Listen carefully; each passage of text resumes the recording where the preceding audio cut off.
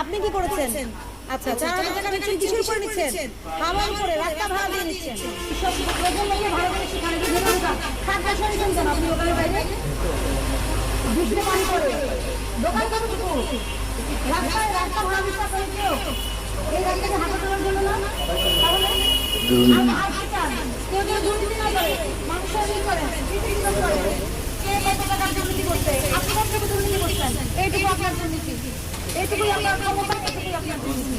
আপনি যদি বড় পদে যান তখন কি করবেন? পুরো বাজারকে ভাড়া দিয়ে দিবেন, রাস্তাঘাট সব ভাড়া দিয়ে দিবেন। আপনাদের বাজারটা অনেক বড়, রাস্তাটা বড় রাখা হচ্ছে, এটা একটু সৌন্দর্য বাজারে, মানুষের চলাফেরার স্বাধীনতা আছে। এটা পাবলিক প্রপার্টি ভাড়া নিয়ে উনিও দুর্নীতি করতেছে, আপনি একই কাজে অংশ। সেটা না নাকি শহরের ভিতরে আপনার দোকানে প্রচুর জায়গা আছে, আপনার ভিতরে গেলে প্রচুর জায়গা আছে। আমি বুঝতে পারছি আপনাকে।